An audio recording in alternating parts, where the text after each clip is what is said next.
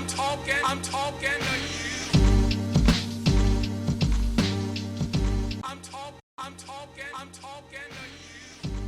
This is what I would say a combination application of podcasting. So this is a double bill. You're getting charged twice for this, listening to this. I am really excited. Chris Stout here with the Root Zone podcast. I'm sitting next to Kevin Salters, the owner of Root Development out of where? Suffield, Connecticut, which is, if anyone knows anything about Connecticut, it's basically the town over from our one airport that we have. So it's a Massachusetts border. I'm the northern end of Connecticut. Give me the biggest city. Hartford. Okay. Springfield, Hartford, right in between. Gotcha. Got you. Kevin is here. We're doing this like little joint podcasting thing. We're both kind of new to this, and Kevin's down here for like kind of a trade show thing that's going on down here in Jersey. And what better way for two podcasters to get together than meet in my shop in good old Pottstown, Pennsylvania? Yeah, I'm excited for a couple of reasons. One, I don't have to ask the questions. And two, I get to see your shop, which is always cool to collaborate with other people, like-minded turf managers, businesses. And it's tough when you're in your area because people can't be as open as they normally are. Here, we've got 300 miles between us, so our competitions aren't any of competition of each other. Yeah. So we can talk about some trade secrets and go through some things. But, to see your operation, we went over your mixing station, how you do the whole thing, that's all just soaking into my brain for expansion on my part. Yeah. It's cool to see you here, and I think my podcast is a little different. You have the Turf and Nutrition Management podcast. Yep. You are primarily focused on the green industry, obviously, and how we can feed our soils and how we can be better managers of turf and better business owners. Well, the Root Zone podcast has obviously a heavy influence on, from the green industry, with me being in the green industry, but the services industry is always interesting to me, having plumbers on here and Chris from the media company and just anyone that's providing a service out there. My question to you is, where did you get your start? How did you end up in lawn care? Listening to your podcast, I know you worked for Brightview, right, for a while, Russo. Yep. Heard great things about Russo and even Brightview at times, and so it's good for the people that are listening, especially to this podcast. How did you get to where you are, and why are you, just talking to you before we got on here, you sound like you're pretty happy where you're at, right? And from what I got from you, it was never really about the paycheck. It was really about how happy you are with what you're doing in your life with, the people you love, things like that. Great lead off, because I think you nailed it perfectly. Maybe you have a degree in psychology and you don't realize it, but for me, yes, the money will follow the happiness. And I think that's very important because so many people work for the money hoping to be happy. And everyone will say, oh, I'd rather die rich and I can make happiness with money. Sure, you can in the short term, but it's amazing if you find something that you really, really enjoy, the money will come. It will follow that. Back to the beginning of where I started, I literally have been in this business since I've been 14 years old. I'm 54, so quick math is 40 years of this crazy stuff. In and out of the green space itself, but in the service-based industry. And quick story, funny, of how I started was a neighborhood landscaper in the neighborhood I lived in, and I did motocross. So it was a habit that needed a lot of money that my parents weren't going to pay for. So I worked for this gentleman. His name was Adam Karkovich, and he taught me a ton of stuff. What a great dude. Our first job was putting in 150 arborvitaes to section off a back area for privacy. And no one had power tools. You didn't have bobcats. You didn't have skid steers. You didn't have augers. So be that as it may, he brought in a bunch of people. We got it all done. But I really didn't know the reason why we were doing this for this customer. Well, this would have been, 79, 81, somewhere around there. Let's say 81. There was this thing called massage parlors that were real popular. And they did more than massaging, let's say. And we had two of them in our town. Well, this was the owner of that. Adam sends me over there to mow, and back then you didn't have walk-behinds, you didn't have all these zero turns. We had a big John Deere tractor that you sat on. And when I was 14, I could sit on that seat. I could see over the brick wall around his pool. And all his ladies were there, scantily clad with nothing. Man. I was hooked. 14 years old. Money, naked ladies. I'm in. I'll mow that lawn every day. And that's a God's honest truth of what happened.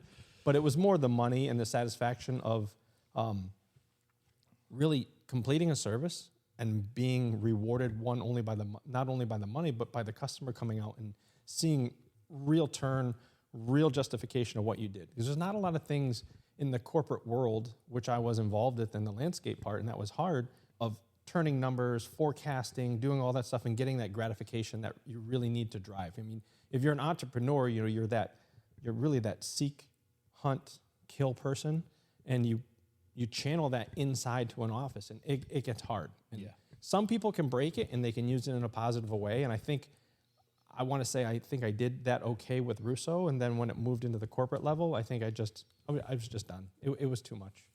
Yeah, I left when I left Go Green. I was just. It wasn't anything wrong with them, like you said. It was just not who I wasn't myself. An old employee reminded me. He's like, "You aged like a president when you're at Go Green." That's funny because when I left Brightview, one of the guys that was with me at Russo forever, he said the same thing. He called me Obama. He's like, "What?" And I didn't get it. He goes, "Dude, the 2 years here, you aged like Obama in the White House." So overweight.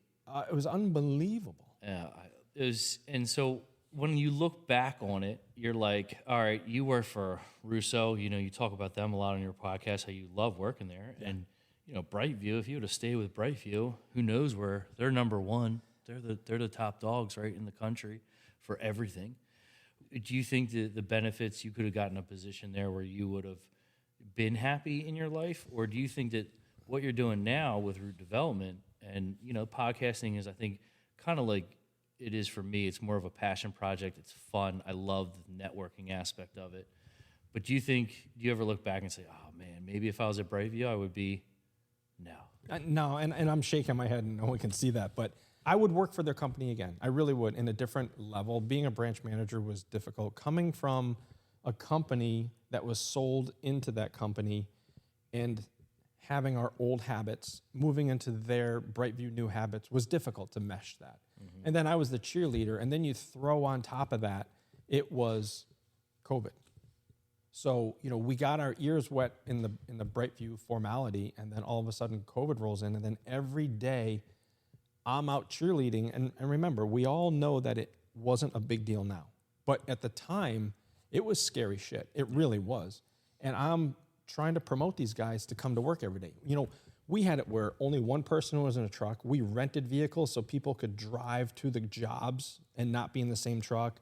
Sanitation stations, we had cards set up every day that you would write with a wax marker on there that it was disinfected and cleaned and by who and stuck in the window so people weren't afraid to get back into that vehicle. The mower sanitized every day. It was a major, major ordeal. And that went on for a year and a half. It was hard to come in and cheerlead these guys that were part of my life for 10 years. And then now, whether we were Russo or Brightview, now basically try to make it so it's okay for them to go to work every day because what El Jefe said was right. So there was a lot of weight on our shoulders of, we think it's okay. The stats weren't out yet. Yeah. We did have some people get sick, and thank God that it was just contrary to the opposite. Correct. Which was my first year of business, which was COVID year. And I was on pins and needles. I had gotten the loan from the bank. I had secured all this stuff. I had bought half the equipment. They're like, who is an essential worker? That was the question, right? It was who, obviously, you got police, fire, you got everybody. And thank God they said landscaping. And they defined it as landscaping, which I've always been annoyed by, that we're under that definition as a landscaper. But in that scenario, I felt lucky. So I have no proof of that, but I would like to think that probably Brightview and some of the larger companies got on board with some lobbyists to make that happen. No. Yeah. No. Well, publicly traded company, believe it or not. The money got behind it? No. Maybe just a little bit that time. It was just one time, though. Yeah.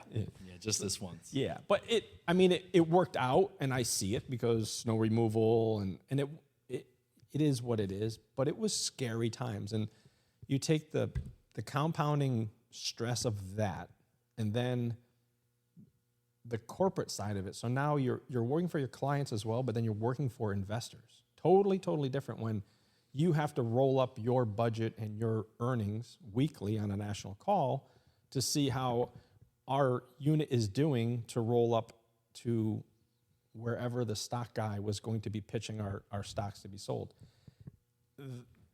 That was crazy. You go from being just a landscaper to now all of a sudden I'm some college educated finance guy, which I was not. And my boss that was there, that was above me, I guess, general manager of our region, Dave, was awesome. He's still awesome. Awesome dude, awesome teacher, the best attitude going out there all the time.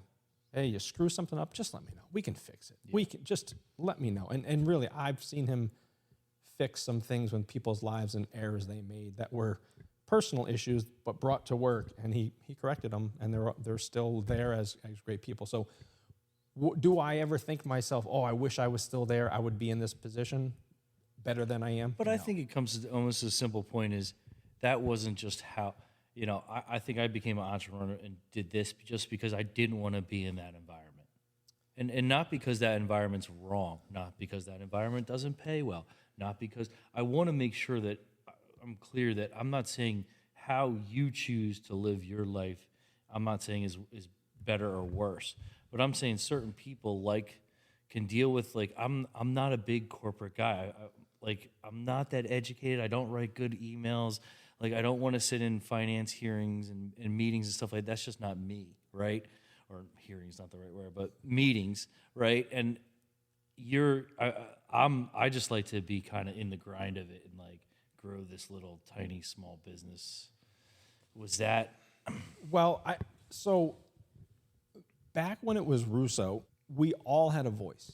We really did. And Mike did a really, really good job. Sure, he was the top dog when the shit hit the fan. And that was always a nice safety net to have. But as long as you showed proof, he let you go out and test your philosophies to see if we could make more money or be more efficient or do a better job. And he would cheerlead you the whole way through.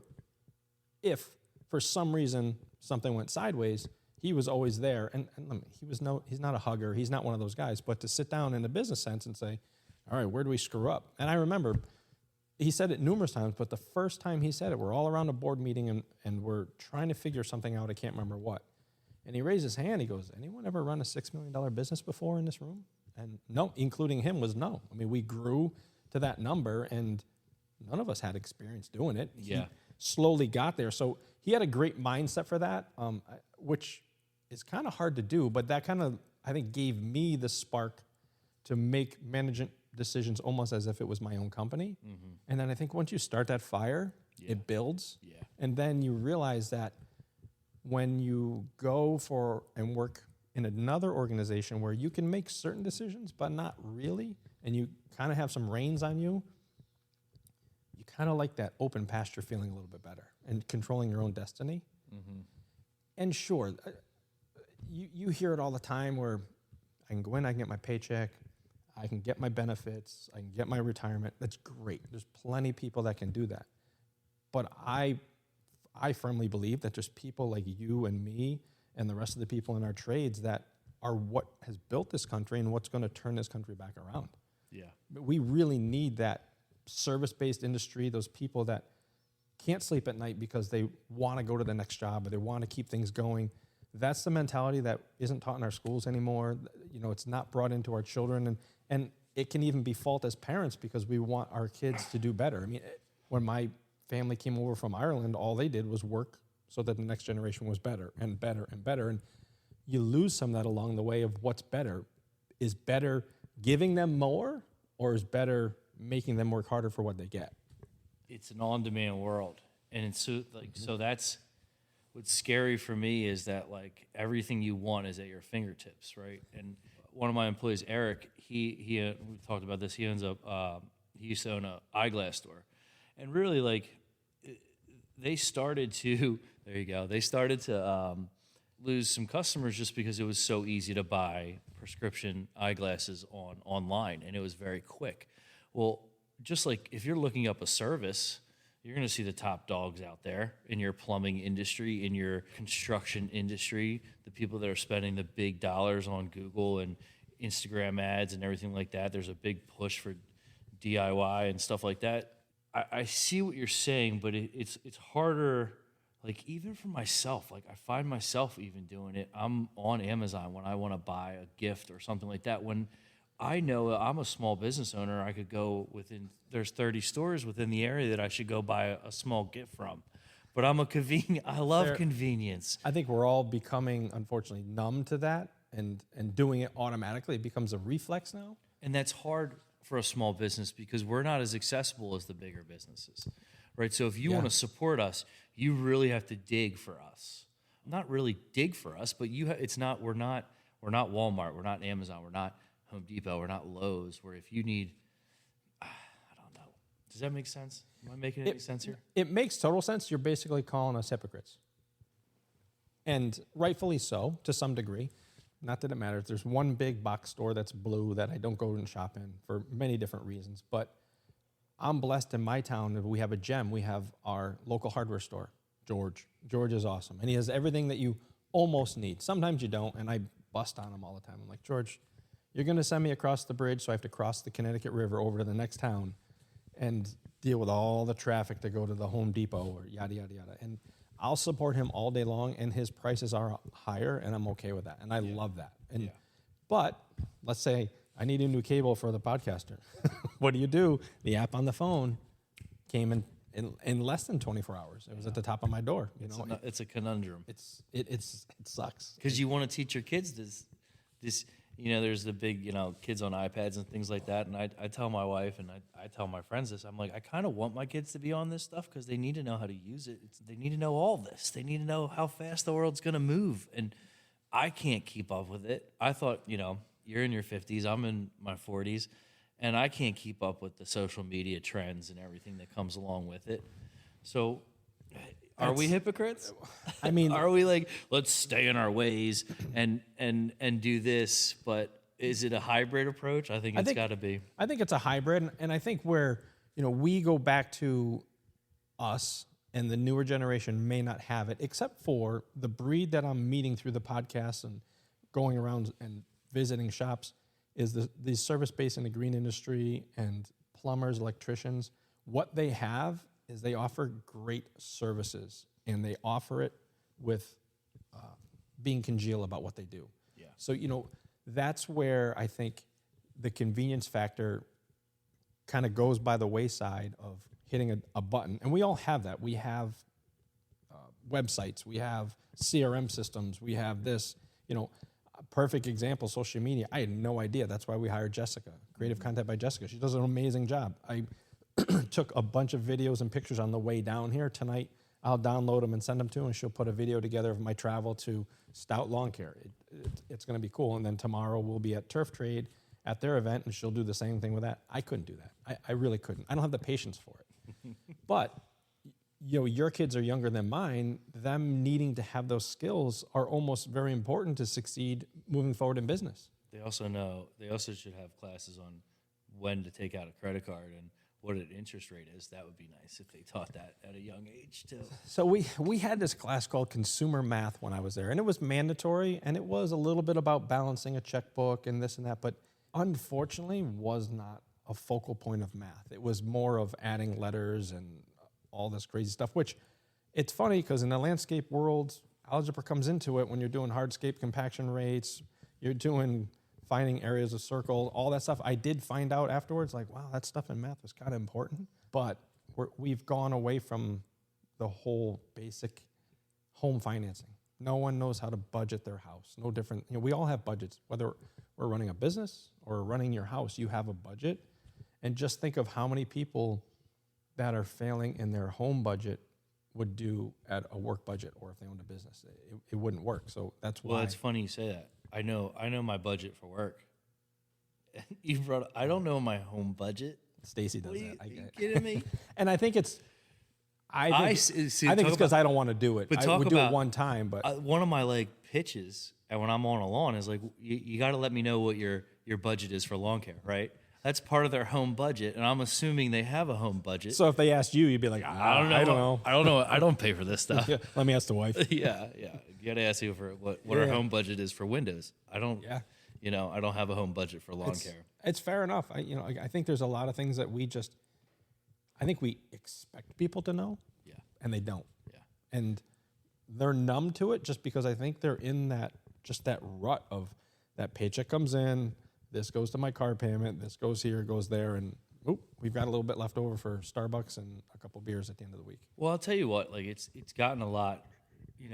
People say, "Oh, the first year is going to be every year has been exponentially harder for stout lawn care. And weird, hard in a different way. It's like the first 2 years were like, rah, rah, rah, let's go. It's been so fun to grow this business. And then it's like, okay, we're making a little money. We have to make sure that it's going in the right places at the right times. And then you really have a budget and you really want to know your numbers. And it becomes a little harder on the backside, for sure. So are you saying the honeymoon is over? Yeah. Yeah. And did you think the honeymoon would take this long to end, or did you think it would not end? Well, to be perfectly honest with you, I know my personality, and I have like a 5-year cycle in my head, and I think that a lot of that has to do with, and it's not anything bad. I'm not saying I'm going to sell Stout Lawn and Pest right now, but I'm saying that it gets a little harder. The energy is not there, but then I do stuff like this, and the energy goes skyrocketing, or I go to Florida for a conference, or I do a video like we did earlier today with my business partner, Steve, then the energy skyrockets. But it's just a different, like I said, it's a different grind. It's a different feeling when you're a little bit, now I'm, just a different grind. That's all. I still love it. So do you think it's the winter doldrums coming in right now? Oh, I get seasonal depression. Thank you. Terrible. I just, literally last week was miserable. We, up our way, Connecticut, we had 10 plus days, maybe a little bit longer, where we didn't see the sun. Mm-hmm. I know that for a couple of reasons. One, both my wife and I were miserable, and we know why. We have solar on the roof. It wasn't kicking back anything. It's like the whole 9 yards is like it was that gray. And having snow and then sun would have been totally fine, but it literally was mud season our way, just rainy, cloudy.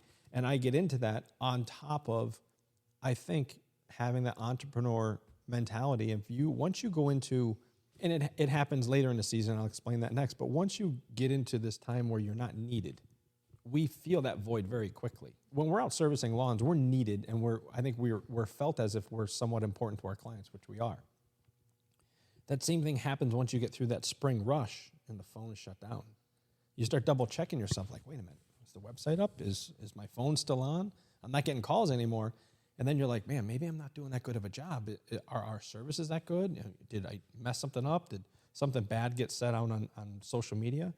I think that we almost need that constant little pat in the rear end to keep us moving along when you're. It's funny you said that. I was driving to see my mom the other day, and I was driving. I was like, man, I was almost in tears, like overwhelmed with like I have so much going on in my life. I started this podcast. I want to commit to that. I have this business that's getting more difficult, but it's still fun to run and doing all this other stuff. And I was like, oh man. But you're right. I think it's a lot to do with the beginning of the season. There is a lot going on right now. The kids, there's a lot going on right now. And you almost do have to step back a little bit and say, all right, I'm still doing a great job. And I used to try to tell that when I was dealing with a lot of customer interactions, like the only phone calls we were getting were bad calls. You have to just say, like, you have X amount of customers. We're only getting this many phone calls. It's not that bad.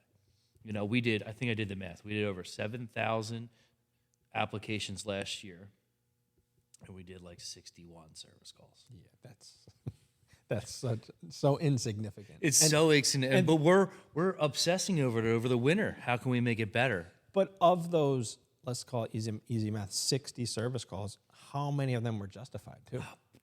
50%. See? So now we're down to 30. Yeah. So, and how many of those were just the conversation that needed to be happening with the customer to set realistic expectation? Another 50%. We're Right. down to 15 that were missed applications. But it's still it hurts. I mean, you don't want any of them, but I think that's unrealistic, and I think we all need some of them to keep us in check. But if you're running a program and your guys are out there doing a job to where you're getting that few of service calls, that's a huge success. It really, really is. We just don't think of it that way. No, We we're worried about everything else. Oh, 100%. Yeah. I mean, and then there's the things to worry about. Your trucks are on the road, accidents, this, that, lawsuits. You know what's to worry about, Kevin, is how many goddamn brake pads I've gone through the last 4 years that I did not budget the first 3. It was like, I was like, oh, I went to the mechanic and just You have too many stops. That's what it is. You have too many accounts. too many stop signs in the little areas, Yeah, too many right. hills. But yeah, it's just as you learn as a business owner, it's just one of those things I didn't really account for. I forgot how fast I could go through brake pads. And if you go through a brake pad and you don't realize that you went through a brake pad, Then you it gets find expensive then fast. It gets expensive fast, and that's Yeah. happened twice. So that'll never happen again. And hiring the right people, I got my guy Silver Fox. He's my right hand man now, and he's really OCD, and he's creating a maintenance schedule and Nice. a list, and get that to Steve, the right people that know what to do with it, and put it on the. We got this. We're looking at a couple different programs that'll allow us to customize how we get our information, not just an Excel program. So we'll mess with that a little bit. But I have a question for you. Another question. You did all this hardscaping. You know a lot. You probably know a lot about trees. You know a lot about all the landscaping industry in general. Probably know how to run lighting. Probably can do irrigation if you wanted to.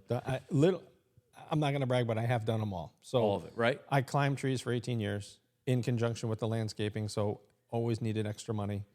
Hardscaping, way back when hardscaping was just clay brick and pressure treated timbers. That was hardscaping. When concrete pavers first came into the market, there was a company in a town near me that brought them in. They went to us and our competitor at the time. They're still in business, Baylor Brothers. They do an amazing job. And they said, hey, we want you guys to try this stuff. And next thing you know, you could offer bricks that weren't brick color. It's like, wow, this is cool. So yeah, I've been in the hardscaping all that long. Low voltage lighting, we did a ton of it. One of our biggest jobs was a guy, he's out in Texas now, a guy named Glenn Beck. I'm sure you've heard of him. I feel like I have. So he was on Fox News, and then he ended up going and starting his own called The Blaze, be that as it may. When he was in Connecticut, he had major security issues, so we did a huge low voltage lighting job at his property just to light up shadows and the wood line and all that stuff to keep his family safe when he wasn't there. Cool job. So yeah, I've done them all, hardscaping. But what's your question? Again, I don't really talk about me much, so this is kind of weird. I'm not a big. But so promotion.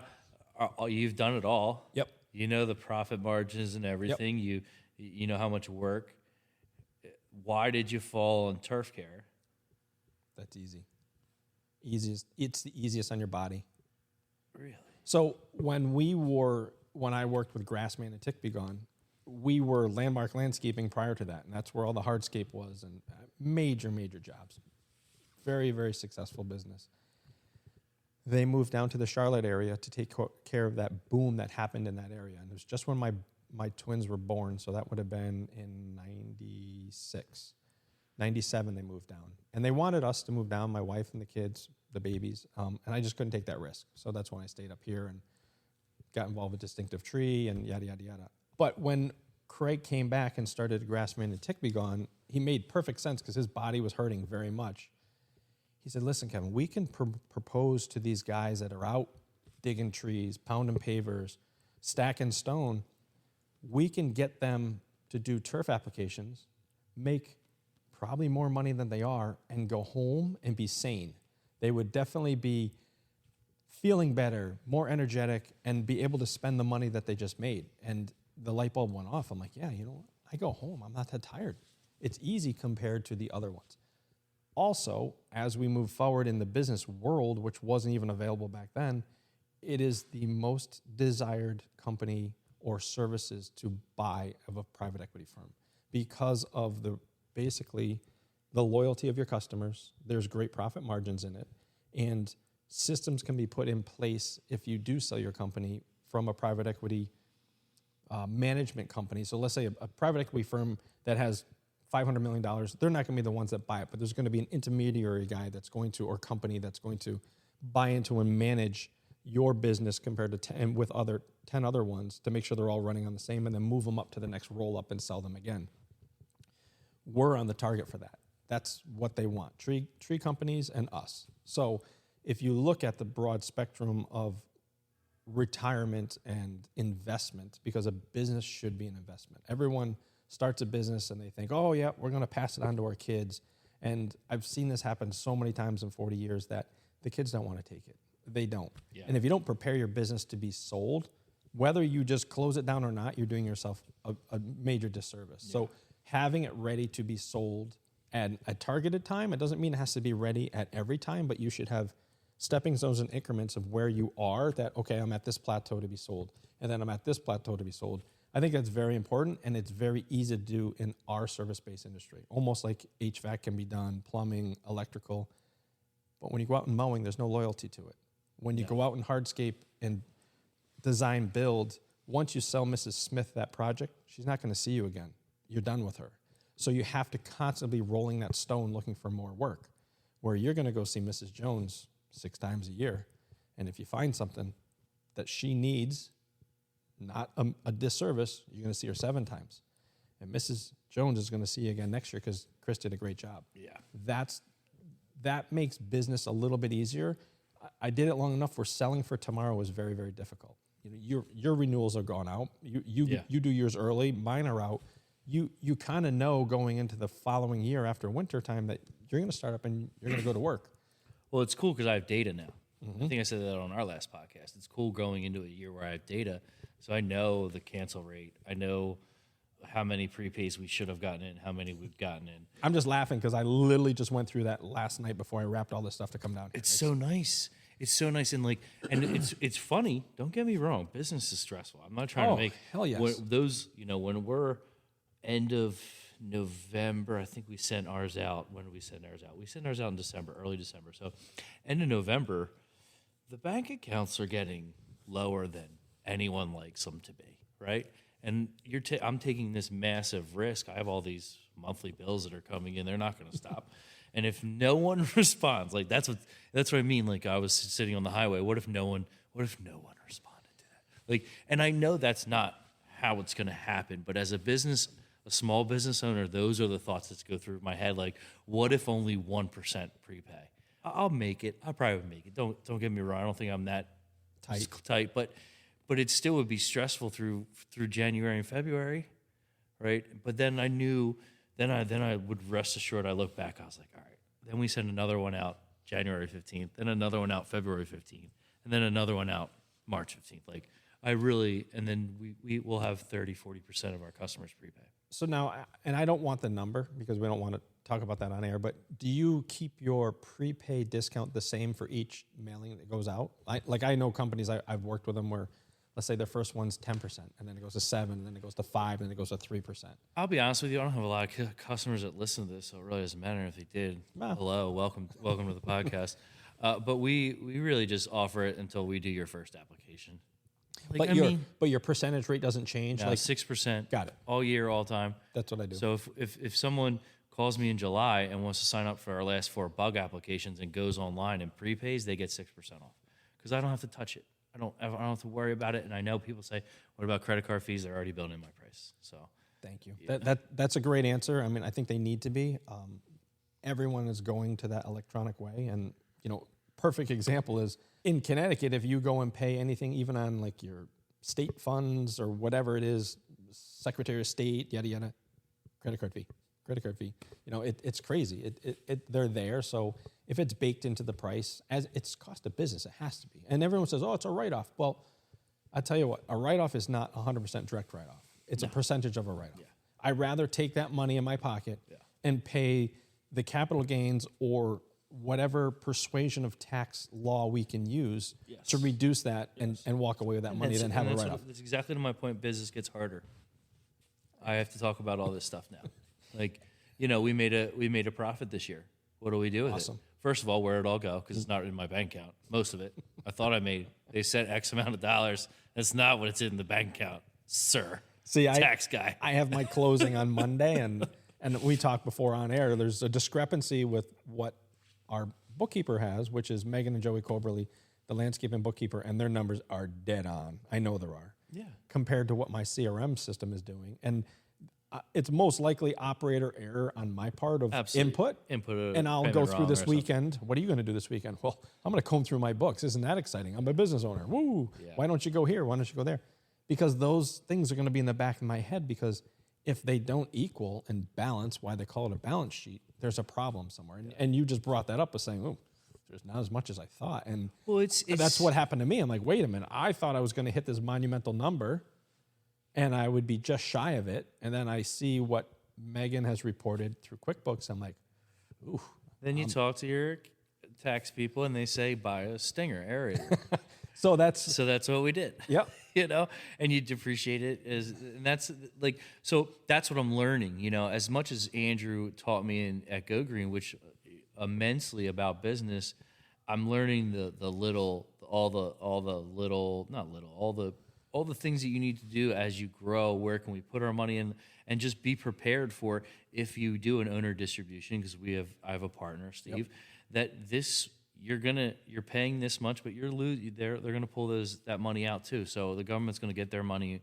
It doesn't matter either way. It's just, now you need to understand that my bonus at the end of the year is not actually my bonus, you know? so. Do you want to talk more finance? I mean, listen, I don't want to get even on this podcast. I don't want to get somewhere where I sound uneducated, because I don't know enough.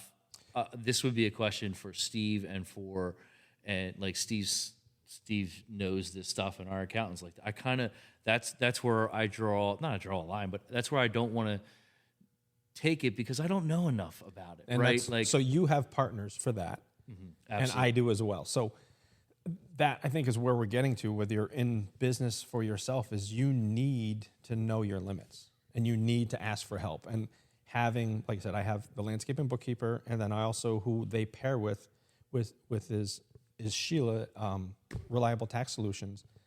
They're my board. They're, when I was at Russo, when I was at Brightview, you had a CFO, Yep. you had a controller, you had this and that, and you could go and kind of rummage through things.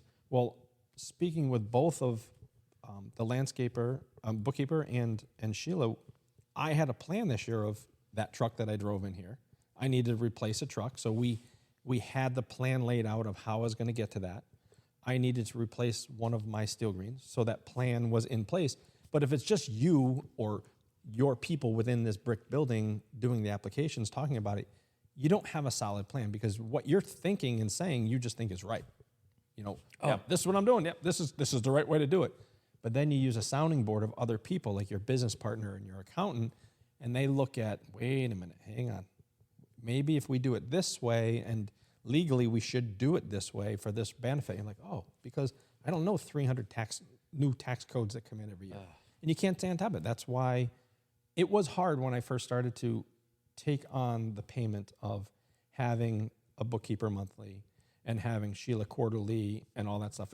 It's expensive, but it's an investment that I would not trade. Yeah. I'd pay that money. And I tell Megan all the time, her rates are going to go up. I'm like, yeah, as they should. Yeah. It's well worth it. And our biggest, I think our biggest sticking point with Steve this year was, we have a budget and we're sticking to it. And that's hard. And if we have to, it is, because little Johnny's soccer tournament comes up and it's $250, and you've maxed your sponsorship budget out. Yeah. But he's like, Steve's smart. He's like, we'll go through it. We'll figure it out. If we got to pull something from something else. But it's just, what I'm saying is that's now that we're at the size we're at, that's a very real concern now, is where the budget is going, because we're going from spending 5% on X amount of dollars to spending 5% on this much money. It's a ton more risk and loss, and it's tough, because me and Steve are very yin and yang. He's very business. He looks at the numbers. He's like, if we're not getting a return on this sponsorship, we're not going to do it next year. And I say, we're going to do it next year because we're invested in the community. Correct. Right? So there's a definite balance that is taking place between me and Steve right now. And, people say don't get in business with your friends, but me and Steve have known each other 30 plus years. We haven't had one hiccup yet. So That's good. Maybe That's we will, good. maybe we won't. We'll see how it goes. But he's a very good yin to my yang, and he'll keep me grounded, but I'll also push him a little bit and say, yeah, Steve, but our mission statement is to be in the community at all times, be visible, be present. Like that's and if we don't want to sponsor, a cleanup day or something like that, then that's our mission. Right. So we need to allocate those funds to our mission also, because that's almost our brand. Where do you put that sponsorship? Is that part of your sponsorship budget money, or is that now your branding money? Because it's really just, you're not really getting direct lead sales out of it, but it's part of your brand. 100%. It's that visual contact of seeing you, and then next thing you know, 2 weeks later, someone has a tick on them in their property. It's like, oh, wait a minute. These guys were just down doing cleanup day. Yep, I'm going to reach out to them, see if they can help me. And that does work. I think it compiles each year even more and more without people even knowing it. Back to the budget deals, that's something that Russo that helped me a ton, and you're running into that now, which is cool, is we would comb through that budget sometimes twice a quarter to see where we were. But then, like you said, oh man, the Enterprise Car Rental, which was a great customer of ours, that come hit us up for their $1,500 golf sponsorship, and we've already spent money here. And it was more of just a cat and mouse game of where we can pull from. Where did we save? Oh, garbage disposal this month was down. We can slide 200 that way. Well, that makes me feel a lot better then. Oh, 100%. Honestly, that it is that it should be that fluid, I guess. 100%, through because the year. you have your bottom number already created for your budget. Oh yeah, I got that number solid. So then it becomes a game, and the game becomes fun of where you can save on the other ends. And get customers. But Yeah. but where you're saving is less brake jobs. Where you're saving 100%. is this, that. It's not taking away from advertising, Yeah. but where you can save, two things can happen. One, it can go fill that pocket that was low, maybe in advertising, or you need a new motor for something, My pocket. or it's going to go right to the bottom line. It can go nowhere else. When your budget is created and any one of those lines is in the green compared to the red, it can go nowhere but into your pocket. Yeah. Black is neutral, red is backwards, green is Stay profit. in your lane. Yep, and that's the fun part of budgets, and that's getting way into the weeds, but that's what it needs. That's how complicated business gets when Yeah. you get bigger and bigger. And we're getting into that, and I knew that coming in. I'm not saying I wasn't surprised by it, but it's just when it does happen, it's a different feeling of walking into this warehouse / office. Like I look in here, I'm like, man, maybe I actually should put a wall up with a door. You feel different. Yeah. Like I said, you walk in here now, and there's you have a different set of eyes on now. Yeah. It's growth on your part, which is cool. Yeah, it was fun. It was fun, and it's going to be fun. I think this year is going to be interesting because we're doing the Stout Lawn and Pest. We've just changed the name from Stout Lawn Care to Stout Lawn and Pest. We're gonna do some indoor pest control. Oh, really? Not as aggressively as I think. For everyone listening out there, we're not going to do rodent control. I don't think we're really going to mess with termites. I don't think we're really going to mess with bed bugs. So I think those are really like wildlife. I'm sorry, rodents is the wrong word. Wildlife. We are going to do bait stations. Got it. Cockroaches, if it's really bad, we're going to assess the situation and say that's just not our forte. So this should be all your experience from the restaurant world. Correct. I mean, you dealt with that daily, weekly, right? Absolutely. The guys are in there every day putting bait stations out. And you see that recurring revenue. I see it as a monthly installment. I see my competition around with pest control, and I see that I can self-educate me and maybe one technician on how to do it, why to do it, where to do it. It's safe for everybody, and it's not that hard of an application to make in the long run. And we're really just doing a perimeter pest spray. I've been doing those since I was working for Scott's Lawn Care.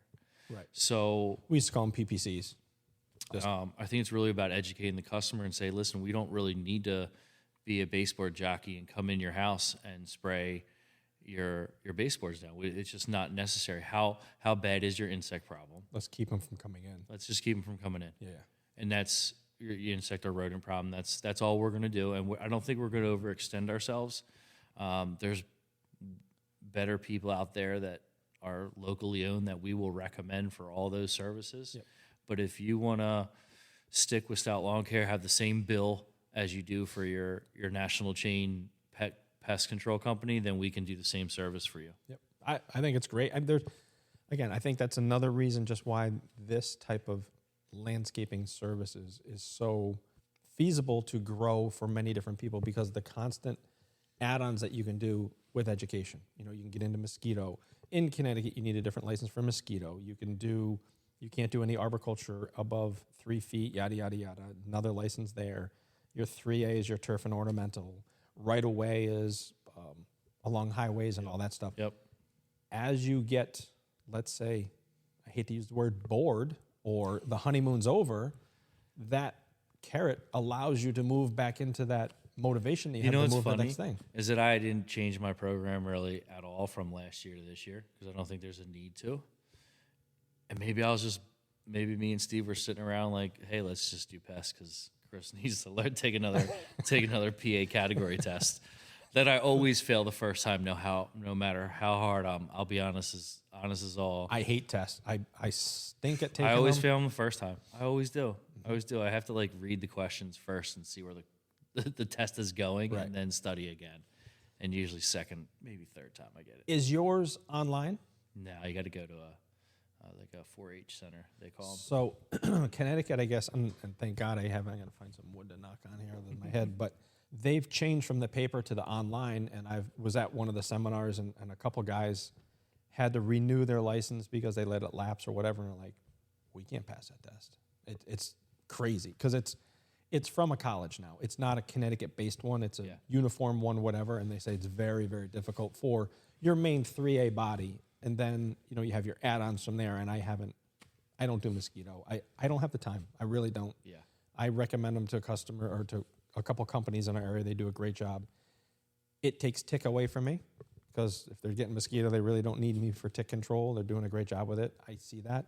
I also see that if I wanted to grow this in another direction, the easiest thing to do is to add that service on, not take another customer on, but my base that I have, I could take even just 10% of them.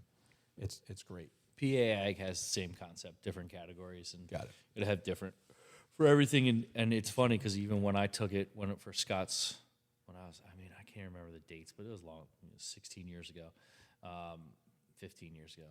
I don't know, however long ago. It couldn't have been that long. And it doesn't matter. So They all blend together. yeah, they all blend together. But when I first started taking the test, a lot of the categories, and even I think the core was open book at the time. Really? It was a lot easier to get your categories. Now it's all closed book, but it's some of them are pretty easy. The vertebrate that I'm taking right now is not easy. Mm-hmm. It's just a difficult test. Well, I think it's because of where those pests are going to be and where you're going to be applying. Yeah, They have to be. yeah. I remember taking mine. It was through UConn. It was actually at one of their.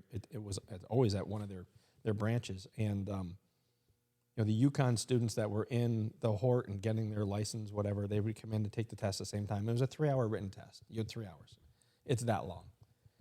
And they tell you if you don't pass the safety, the rest of the part doesn't matter. If you don't pass the math, the rest of the part doesn't matter. You need to score equally or pass each one of them, and then we'll blend the scores together. But I remember a lot of the UConn students coming in and putting the pencils down on the math part of it. I mean, it was cool. It was it was hard taking dry weight measure ounces into liquid formulations and then doing ratios from there. I don't know if I could get through it again. Yeah. I really don't. I mean, I was It's smoking. like a citizenship test. It's that's not funny because you're right. I watch them on social media. I'm like, shit, I didn't know the answer. They got me. I'm like, absolutely. damn it. Yep. Damn it. See? So our CFO at Russo was from Poland. And she moved over here and she had to take the test. And she studied her tail off. I mean, she's a smart girl. Great with numbers.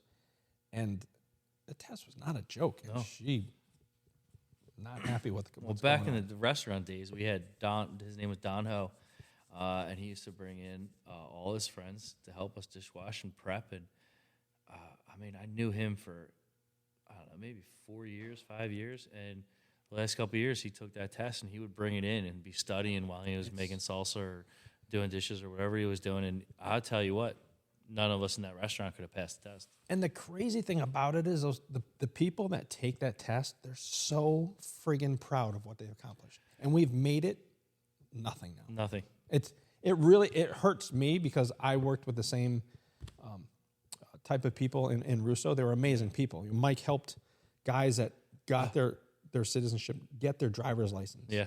get apartments, have families, help them grow all this stuff, and they did it the hard, correct way. Johnny Camacho, he lives in Costa Rica. I worked with him as a line cook. I mean, this guy was the greatest, one of the greatest people I've ever met. And what he do? He came here for 5 years. Yes, he sent some money back to his family, but what did he do with that money? He bought a 13-acre coffee farm, and that's where he lives now. And when are you going to Isn't visit that the him? American dream? Exactly. Like, people say that that's so bad that he did that, but you know what he did? You know what Johnny did? He worked side by side with me and worked 13-hour shifts for $12 an hour. Hello, this is Brian and Stephanie, owners of Tick and Skeeter Deleter. Are you providing a tick and mosquito control service? We formulated a product to target today's environmentally conscious market. Tick and Skeeter Deleter is your ultimate 25B exempt pesticide. This product controls on contact while acting as a repellent. With these all-natural essential oils, you will leave behind an aroma even the neighbors will enjoy. Elevate your business with Tick and Skeeter Deleter. Use discount code ROOTZONE for a 5% discount on product at yardcomfort.com. Thank you for listening to the Root Zone podcast. So, Cure from Nutrition podcast. Let's Yeah. get into this real quick. Okay. It was this just, I know Doug Gray, you guys were sitting around talking one day, and how did you come up with the way of the turf nutrition side? Like, where were you going with that? Like, where did it come about? Good story. So through my journey, I also was a partner in a CrossFit gym. Oh, I do Oh, that's funny. Yep. I do sweat. I don't do CrossFit. Okay. I like to keep toned, Kevin. Any movement's good movement. Yeah, It especially really when is. it's, what do they call that? When it's motion active or motion movements, like to keep you more flexible in your life and as you get older. Like, I don't know what. Well, anyway. if you really think about health, aging and dying is the absence of oxygen. Most people that die, they die of issues because of, pneumonia, all these things that, because you're not taking in as much oxygen as you should. So back to the original part, I jumped into CrossFit needing to do something, and it was back when I was at Russo, and Mike's appreciation to me, he bought me a membership. And there was one literally from here out to your road from our building, which is great. Yeah. Super intimidated. The name of it was scary, army guys, all this stuff. Well, I started, believe it or not, with my wife. She was going to a lady at her school that was doing after-hour classes. And then when school was out, Laura brought it into the parks, and anyone could go. Well, I was the only guy there. And I always thought I was in shape till you met Laura. And she can make you look stupid really fast. Mm-hmm. So it was all body weight movement stuff, and it was great. Flexibility, she's a great yoga, Pilates teacher, yada, yada. She's like, okay, well, it's raining. I got us into the CrossFit gym. We can use their space, and one of the coaches is going to be there. Sweet. So the wife and I went and tried it. I fell in love with it. We had my whole family go there. This was in May, and did the Murphy WOD, the Michael Murphy WOD, which is a memorial on Murphy Day every day. It was a WOD that he did in preparation to keep himself in shape out in the desert. It's run 1 mile. You do, let's see if I remember right, it's 100 pull-ups, 200 push-ups, 300 air squats, run another mile. Loaded with a loaded vest. That was what they did every day, and sometimes he did it twice a day. Amazing what those soldiers are done. So anyway, we did the first time, and you're using bands for pull-ups. Your push-ups suck, your air squats, and you're not running anything loaded. But the adrenaline, it got my adrenaline. So then we just got into it. So then I was coaching soccer for my kids and brought in the lacrosse team, and Dave, the owner, brought them in and did kids programs with them, and it was really cool. Ended up falling in love, head over heels. Next thing you know, I get so involved with it that the gym itself had to move the location it was. 1, landlord issues, and 2, needed a bigger space. I found the space in my town, helped build it, paint it, move everything in, used all the Russo's equipment to move all the equipment over there, yada, yada, yada, in gratitude for all the work I was doing, and really became kind of more the focal point of the business, the face of the business, because Dave was 100% active military, and the other partners, Dave was active military, and I was able to have this flexibility come in and out. They offered me a percentage of ownership for all this. So it was cool. So I was involved in it. Well, my kids get big involved in it. my daughter and son have competed in Miami and across the country. My son just got back from Charleston, down doing a couples competition that he just won. Be that as it may, studying nutrition and getting a certificate in that and doing meal preparation for people, the light bulb went off. Our macros that we use and we eat is no different than a plant. So we have our fats, carbohydrates, and proteins. Those are our macros. And then in our lawn care, in our 3 numbers on a bag or a bottle, we have our NPK. Those are macros. But then from those macros, we can get our micros. And you can get your macros from McDonald's and get very little micros. And same with lawn care, you can get your macros from this with very little micros. But it's the micros that we need in our bodies to keep our going. And that's where the nutrition part in working on the soils, that it all just came together. And then in 2018, I've been turf nutrition ever since. Yeah. It's more of feeding a living organism, and not saying that I'm doing it better than anyone else. I just mentally changed my approach to it and how I present it to my clients, and it works very well for me in my area. Yeah. It's nutrition. That we're feeding a wonderful living organism, living in an amazing ecosystem that is actually giving more back to us than we're giving to them. Yeah. The amount of oxygen that an 8,000 square foot lawn produces is amazing. It's enough for like 5 families. It's the water retention, the solar reduction of heat, all that crazy stuff it's pretty cool. What we're providing, sure, we're making lush green lawns, and people kind of hold a little negative attitude towards that, but we're actually doing more for cleaner air, cleaner water, filtration, if it's done right in our services. That's the key right there if it's done right. And 2 podcasts ago, we had Kara and Greg on, and they run a bee farm, and it was really cool to have them on because it just kind of shed the light on, like, you can get your organic produce from Giant, but you're still getting it from like a mass producer of organic produce, right? The thought process is they didn't really know about lawn care, right? And they didn't know how I did it and how I perceive, like you said, it's more of a nutrition plan. I'm trying to work with the environment to make the grass healthier. And Greg used to refer to it as a green desert. That was like, oh, there's no real life there. And it was a good discussion back and forth saying, hey, but yes and no, we can have a delicate balance of both if it's done right. If I'm not killing the waterways, if this plant is absorbing these macros and micros that I'm putting in, then it's a beneficial for the ecosystem and everybody, with the advantages you already said. And I agree 100% if it's done right. I think there was a lot of bad reputation from some of the national chains that were going out there and getting on the news and having some runoffs and this and that, but that doesn't help you and your business providing a service such as that. It's not going to help your business grow. And I think the beef is a perfect example. I mean, you can go to a feed lot and you can go to where they're going to get an animal that typically should be grown in 18 months, get it down to 8 to 10 months, and they're going to feed it an antibiotic every single day because it's not out on fresh grass eating, that it's refertilizing and creating an ecosystem. Well, we're working on that same ecosystem in our lawns. We really are. And can you harm that ecosystem by doing wrong things? Sure, but we're no different. We're going to eat healthy if we like to, but most of the time you're putting your good food into it. But we're going to need medicine from time to time. No different than your lawn's going to need medicine from time to time.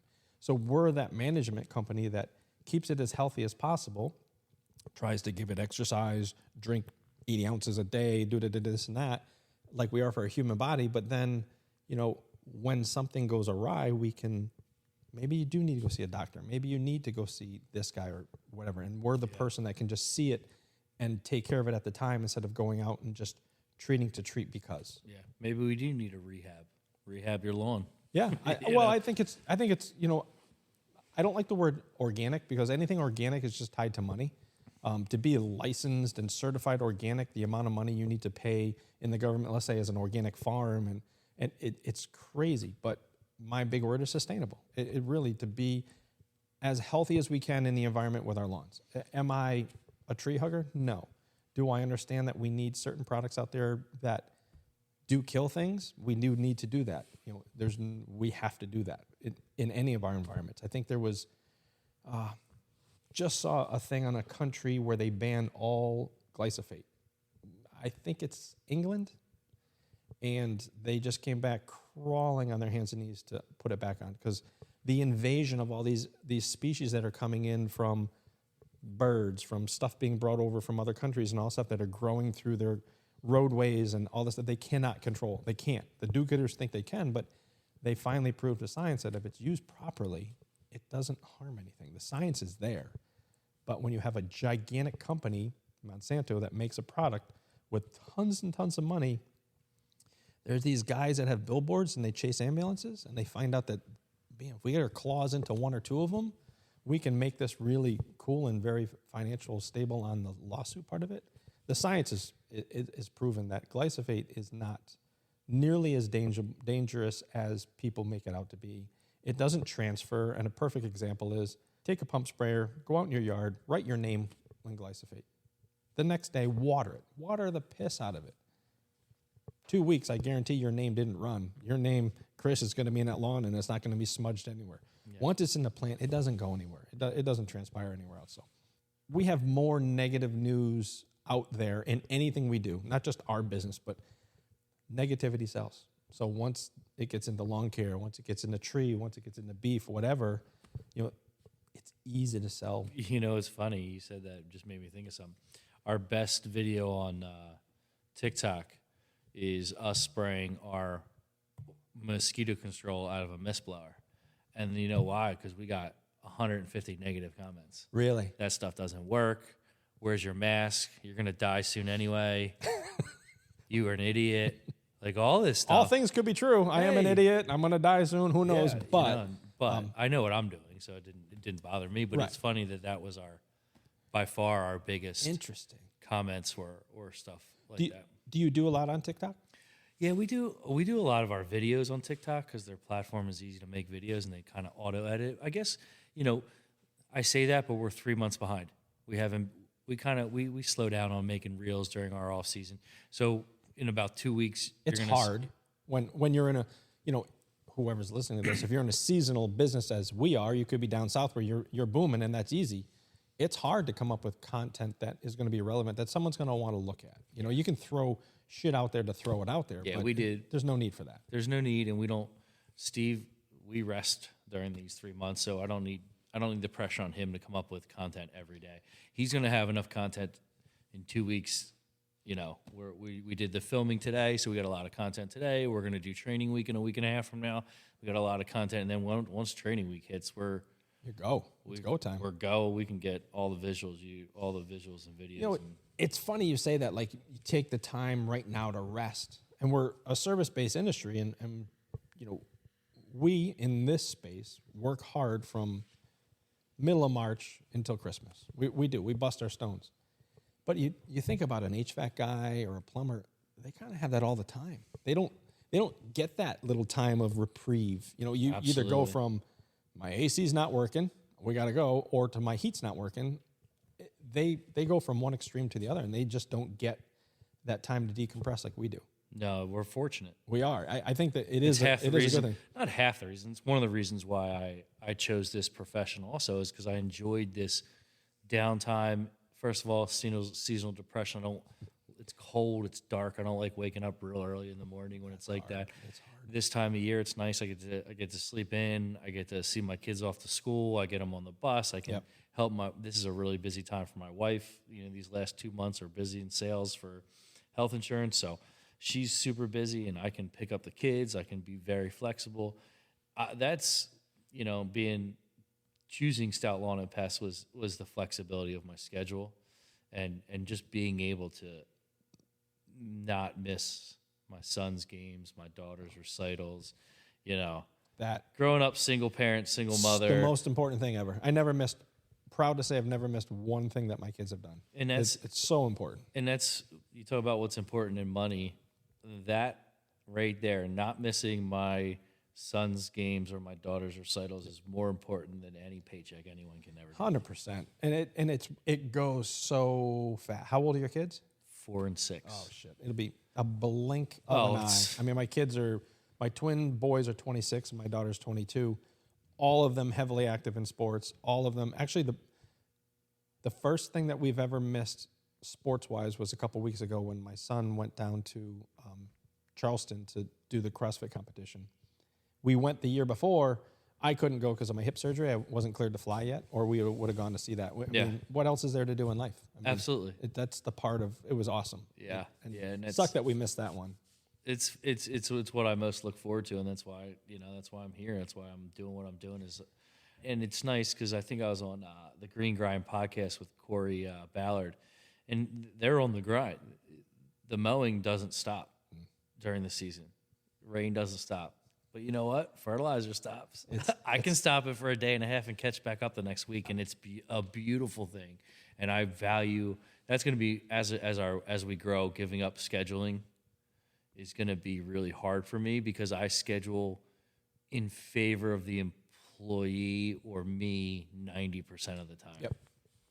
Because I can fake the funk. If that makes sense, I can make a customer feel really happy and really satisfied by the level of service if we just communicate well and say, hey, we'll be out on Monday. Is that all right if we're out on Monday? Grady or Eric or Steve has a concert he's going to on Friday. When you were on our podcast, I think that's one of the things that you spoke about that resonated the most of working with your team. That is so important that your team members understand that they have the flexibility and they don't take advantage of it because it's there for them. And I think as a leader and a manager, that's important. That's something that I did at Russo, and I earned a lot of respect from the people because I didn't want to miss my kids' stuff either. Yeah. And if it was important to them, they needed to be there. And we'll figure this out.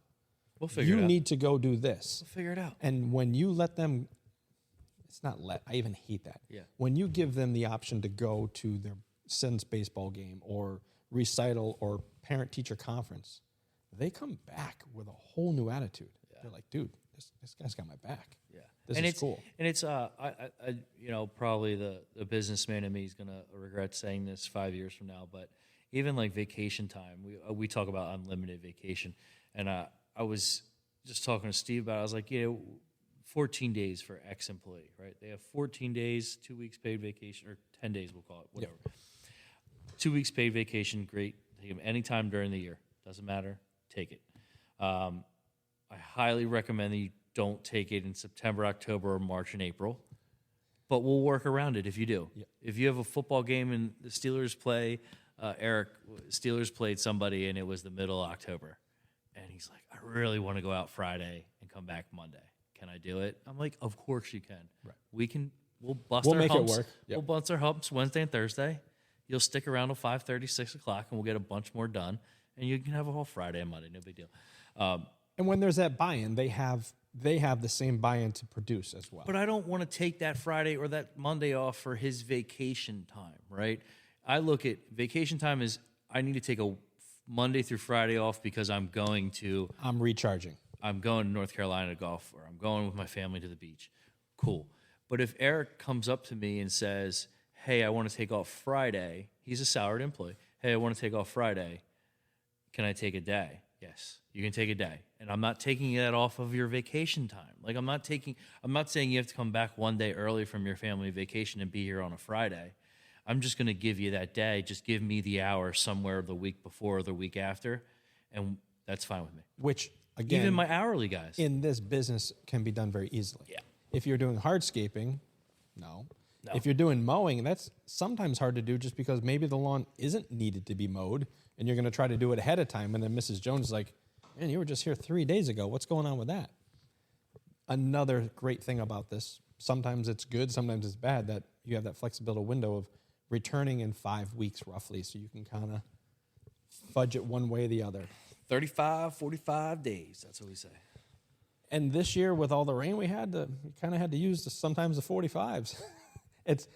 It's funny, Matt, we talk about this all the time. There's not too many days we do not go out in the rain. And this past year with not so much the amount in duration, but the amount in a short period of time, like we were going, it was like 1.5 inches in a day. You couldn't do anything. You look like a fool. It was weird. It was weird. It was a weird year. I think we ended up with 55 inches in Connecticut. July was just shy of 19 inches. August was just shy of 17 inches. September wasn't much better, but at least we got some seeding season in, which was good. It was by far the most difficult year I've ever had in this business in 30-something years. It was all weather. It was See, just Mother we Nature. didn't. We had that dry spell in the beginning. We got enough rain in July and August to get us through for a little bit, and then September hit, and it was on and off. And I was talking to somebody, and I said, we only missed 3 days for aeration seeding season in 2 months. And for you weather. I remember when we talked on the podcast, you do a ton of them. You had it scheduled out. Yeah, we did 146 this year. We'll do well over 200 next year. I got another stinger, so we better do well. So you have 2 now. Yeah, we have 2. Is it here already? One's at another guy's shop. Got it. He does a late season seeding for a soccer field. Oh, nice. Yeah, after everything's done, they go out and seed it for him. So I have a stinger. I also have a Z plugger that. The old Z player. Man, they're so slow. When you get a stinger, they're so slow, lifting and turning. But I also have the overseeder attachment for it, Yeah. which doesn't do overseeding. Yeah. But I have a bunch of landscapers that I work for that do hardscape, so I'll come in and do their seeding and topsoil, and that's what I use. I use that in 2 direction, garden weasel around everything. It comes in like a carpet. Yeah. But Matt runs 2 machines, and he ran 2 this year. He's like, oh my gosh, night and day. So nice. Well, that's what I realized at the end of the year. We were pushing, going to the working guys too hard. We were pushing. We had to get this much done. And it was towards the end of the year. I'd rather go into next year knowing I can run a 2-man crew for maybe 3-4 weeks. First 2 weeks, 3 weeks, training, get your foot on the ground, still dry in September. Yep. Nail it down, 2 crews out every day with a walk behind and a stinger. And then the last 2 weeks, just clean up everything. And so that's my goal this year. And it goes back to the reason of why, like another reason why I was into this when I said that you can come into this work and go home kind of refreshed, and you're going to do that same thing with these guys. They went out last year and they busted hump. And now you need to relieve that stress and pressure from them a little bit so that they don't hate the seeding process. And you don't want to disappoint customers either, because you start pushing off some pretty good customers for a late October, early November seeding. No one's, I'm not happy about that. Yeah, you're They're not. They're you're definitely hoping not. on a good winter and a great spring. Exactly. Exactly. And we all know it's going to do okay, but again, when it comes to that point, you're almost the customer's looking at you through some different. But I always tell Steve, I said, somebody's got to be last. This is true. Somebody's got to be last. Somebody's got to be last. And that's, I tell Steve, this customer really wants us to get done by October 13th. I'm like, all right, I can get him done on the 17th. They're like, oh, really wants to get. I said, somebody's got to be last. And you got to trust the process. And it's tough. It's tough at the end of the year. That's what I say about doctors. You have your doctor that finishes first in the class and last in the class, and they all end up with that same damn license. D's get degrees. It's D's crazy. gets degrees. Doesn't. I've been lucky. I've had good doctors, so can't complain. That is good. That is the next step on my health. Speaking of health journey, is as I'm 42 now, so starting to really look at my health. And I joined a CrossFit gym, and I do the sweat, Nice. 2-3 times a week. And it's funny you say correlating it back, but it's when I went in there, me and my wife went in there very skeptical. Bears Den Fitness, Jeff Shantz, great guy, does awesome for the community up one of the communities up around here, Boyertown. But going in there, we were very skeptical. Like, I'm not a gym person per se, and when I say that, I can't go into LA Fitness or what Crunch or whatever and just work out myself. Like, I don't. I'm not regimented like that. I'm a sports guy. I like people telling me how to do it, when to do it, what am I doing wrong, bust your ass. But when I got into this gym, I felt my inner athlete come out again. And it was like, it's a drug. It's a good drug. feeling, Yeah. without a doubt. And I hate going. Don't get me wrong. There's days, almost every time, I'm like, dragging myself there. But once when I you're there- leave there, it's So- like, oh, that felt great. So you do sweat. Do you know if this gym, if they program themselves, or are they using an outsourced programming? By the word of sweat, they could be doing Hard Work Pays Off, which is Matt Fraser's programming, because they have a sweat division of that comes with their programming. I'm not sure. Jeff puts the programs together himself. Okay, so he's doing it himself. Yeah, he'll say, today we're doing, burpees, or, we're doing this. Like, we did a rowing challenge. And so that's what I mean. My inner athlete comes out. We had to do 500 meters on the rower as fast as you possibly could do it. What was your time? First time I did it, 148. 136. Decent time. Thank you. I see. That's cool that you know this. Yes. And then the second time I just retested, and I got a second off. I was at 135, so I'm improving. But the first time I did it, talk about inner athlete, I think I almost had an aneurysm. Mm-hmm. I really do, because I thought to myself, I saw people do it. I said, it's 2 minutes. It's 2 minutes. I can do anything for 2 minutes. I could do anything for 2 minutes. And I'll tell you what, Kevin, that last 30 meters, I don't even know how my legs and my brain were working simultaneously, because by the time I was done, I rolled off that whatever they call it, and Concept 2 rower is what it's called. and I thought I was dead. I thought my brain was exploding, first of all. I wanted to go to the emergency room because I had the worst headache I've ever had in my life.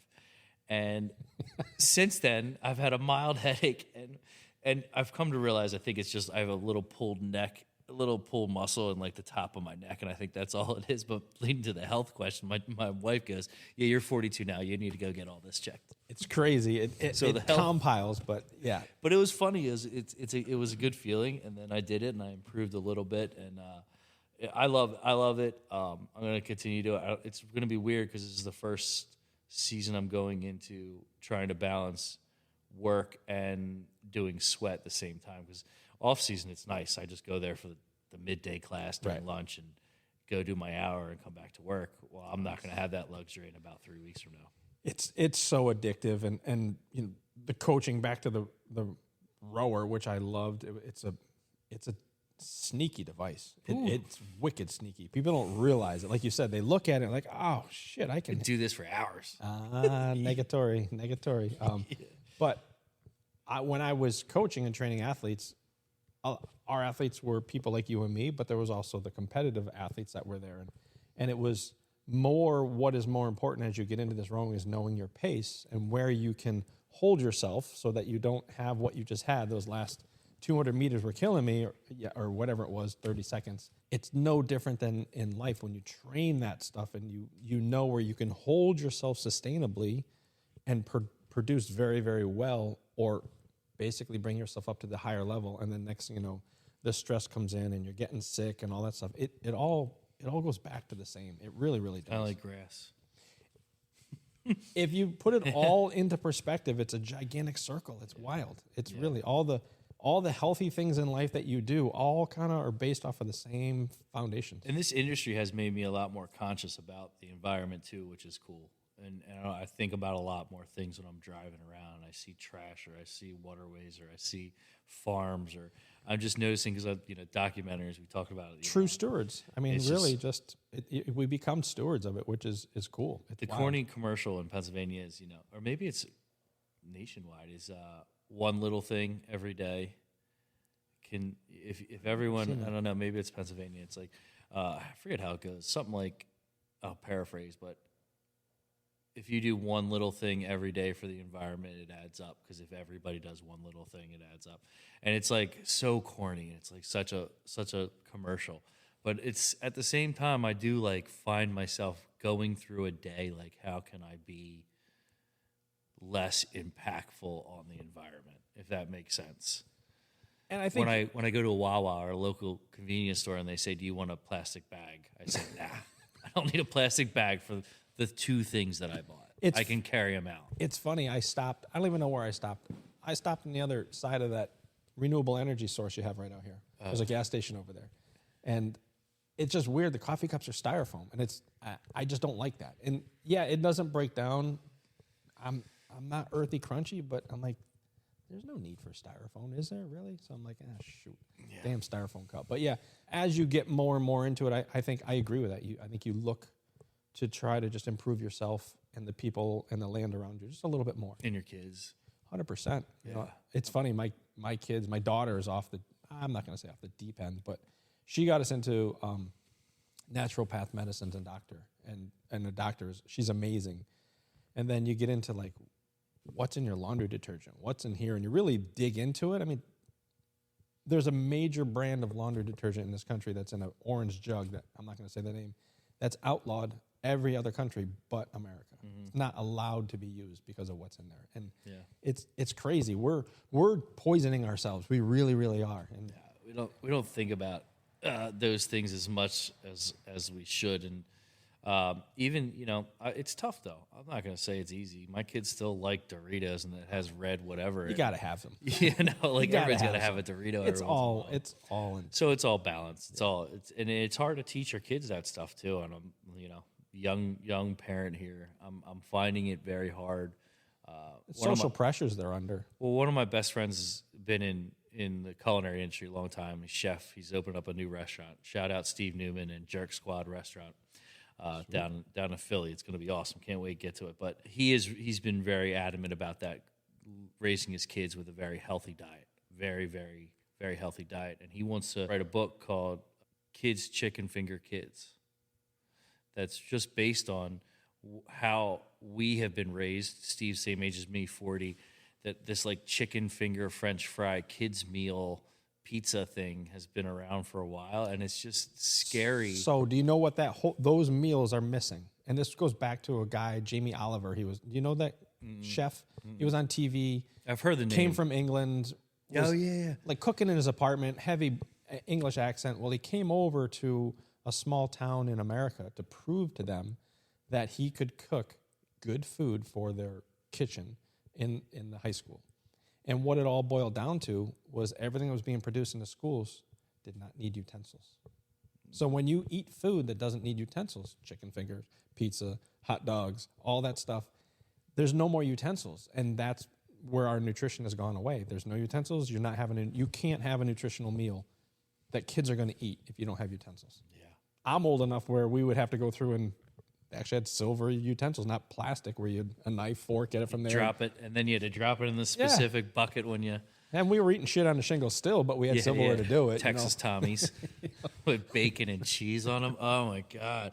It's just... and that's what Steve said. It's a shame that there is not a balance anymore. And there's a movement towards it, and I hope it gets bigger and brighter. Big. But it's tough for me.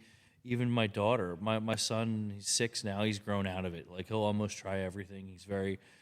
But my daughter, it's tough. It's tough for me. Pasta or chicken fingers, man. Pasta or chicken nuggets. We've always cooked well for our kids and ate well. Sure, there's chicken nuggets, there's this and that, but we turned it around to grilled chicken. Just do them in Caesar dressing, grill them, skinless, boneless. All right, cool, that's good. Steak, do amazing steaks. I've spoiled them with the cooking, and they can all cook too. But we were very regimented. We always had dinner together too. Unless one was off at sports, it was very important we had dinner together, and we ate good foods. But it's hard in the general population when you have 2 working parents that aren't focused on that. They see what the TV commercials are producing for food, what they're getting at school. It's hard. It is. It's got to be hard as a younger parent with younger kids to fight that battle. Yeah, it's tough. You figure it out, though. Like I said, Jack's getting into it, and luckily, meeting my wife in the restaurant business and me having the restaurant experience, we have the advantage of knowing how to cook healthy for ourselves, and we usually eat a pretty square, round meal, as I would say, and we'll pass that on to Jack and Sammy for sure. But there's some people out there that really just don't know how to cook. 100%. And that's scary to me.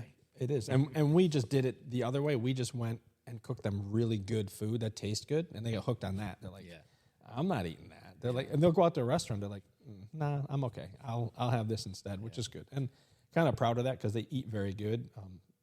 They're all into meal prepping. They bring their meals. They're also all into nutrition and working out as well. So it's important for the right foods to feed the engine. Yeah, and Cara, we had Cara Jo, or Cara. I always say Cara Jo because that's the name of her skincare. But Cara does all her own skincare line and soaps and all that. And it's funny because when I run out of her soap, I told her the other day, I think it was on the podcast, I ran out and had to use this pink, like ivory, whatever it was, soap. And I was like, this stuff is terrible. Like, I feel like there's this weird film on me. And I was like, thank God there I is. know Karen. Yeah, exactly. Thank God I know Karen. I get my lemongrass soap back. And I had literally, she moved 20 minutes from here. She used to live 45 minutes.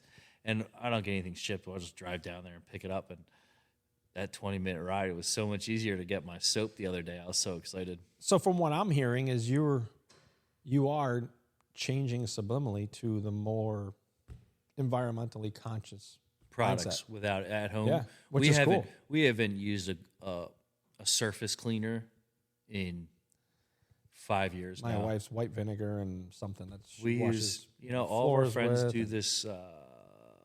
It's called Thieves. Everyone knows the brand name. Young Living Oils Company. Yep. There's a lot of them out there that are good. There's a lot of them that are phony. You just same thing as lawn care. Do your research, know which ones are right. But we've always used oils or whatever for that aspect. And now that you're talking about my laundry soap, but I do love the smell of Gain detergent. I'm not gonna lie to you. If I could look this up and Gain's on this list that you speak of, I'm gonna be so upset. I don't know if it is or not, but it's funny you say that because you'll be out service on a lawn and you'll drive around a house and the dryer's going full bore. Sometimes it's like that smells good. Sometimes it's like holy cow, it's that too is much. like damn, that's strong. Yeah. What are they doing? Yeah, Kara even said that she took some of her products to like some people, and they're like, "Oh, well, we need more fragrance." Yeah. and she's like, "Nah." And it's funny. most That's fragrant. what we use. No fragrance. My wife and daughter into that. The natural soaps. The toothpaste is a tough one. That one, they're all into the natural tooth. I'm like, dude, just give me some good old sweetener in that Crest and let's go. Yes, everything in moderation. It is. To wrap it up, Turf Nutrition Podcast. Yeah, we're once you guys hear this on yours or mine and Doug's, it'll be episode 50. Wow. Which is hard. But yeah, we've been talking and coming down here and doing this, which is great. Getting on your podcast, which is cool. I can't wait. We're gonna cross-contaminate this basically. We're gonna collaborate between the two shows and try to get this out. Emulsify it. We'll emulsify There it. you go. There you go. Again, technical. Yeah. That's the culinary. Making dressings. Yeah. Thanks again. Root Zone, Turf Nutrition Podcast, coming together, talking business. Stout Lawn and Pest now, Stout right? Lawn and Pest New now. name change. DBA, doing business as. Yep. Couldn't change anything on the website because then we'd have to start over with reviews, and that wasn't going to happen. No So worries. it's still stoutlawncare.com. Perfect. Listen, I really, if you guys have listened to the Root Zone and you've gotten to episode 8, thank you so much. If you're in the green industry and you're listening to this and you have not heard of the Turf Nutrition Podcast, it's a must listen. Kevin Salters, Doug Gray, they talk everything nutrition when it comes to lawn care programs, and they're fantastic at it. They're a resource for me for sure. Thank you. I appreciate the knowledge that you're dropping. I probably feel like I don't have to call you because you're just giving me the knowledge I'm looking for. I am always available to you and to anyone out there. Honestly, I have no problems if someone wants to reach out with a question. I don't have all the answers, but we sure can get them for them. And I never say this on the end of my podcast, but if anyone has any questions for me, I would love to answer them. I had one or two guys that I met down at Real Green, and I had a couple people reach out on Instagram with some That's cool. questions. It was a good feeling, and if anyone wants to reach out to me, I'd love to talk shop. And me and Kevin are on the same wavelength. We're not here to make money. We're not going to do anything. We're not here to make money. It's simple as that. We're here to have fun, talk some shit, get some good information that we think is right. And I just think it's, the radio's gone by the wayside and everyone's into podcasts. And Doug and I got together and just started talking. And we just said, hey, geez, why don't we just throw a podcast together and just talk about what we're talking about anyway? exactly. And I think there's so many different topics and subjects. That's all I listened. It was a 4.5 hour drive down here. I listened to podcasts the whole time. Yeah, my concern was like doing this podcast. Is there enough listeners out there? And then I really thought about it. I was like, you need a lot of listeners, but you can listen to 4 or 5 podcasts. It's grass season. I'm going to be walking or on my steel green for 6 hours a day. And that's what I'm excited about is listening to all these. Cause when I'm in the office, I don't listen to the podcast, but when I get back on the lawns, I start catching up on the green grind. I just found this other one, or the Earthworks. Earthworks is a good one. I just found one on him. Jack, his name is. I met him at DLT's soil conference. It was great, and I found that podcast now, so I'll start listening to that one. So a lot of good information out there, and the more the merrier. Like I said, there's not enough of these podcasts out there. Now that's one of my fears was like, what am I doing? But it's good information, man. And I think important for you to say and for us to say, you know, we're always looking for guests to come on, and I know you are too. Absolutely. It's, you know, 50 deep, having more guests is just going to bring in more conversation. And same with you. You're in the service-based industry, so you have a broader spectrum, which is really cool. There's a ton of services out there across the country. This isn't New England-based that we're doing. We want to talk to you all and just spread your word out across the country. And actually, we're international, which is really cool. And just have conversation. That's all. It's no different than being at a bar and just wanting to shoot the shit with people. It's fun. It's good times. Fun.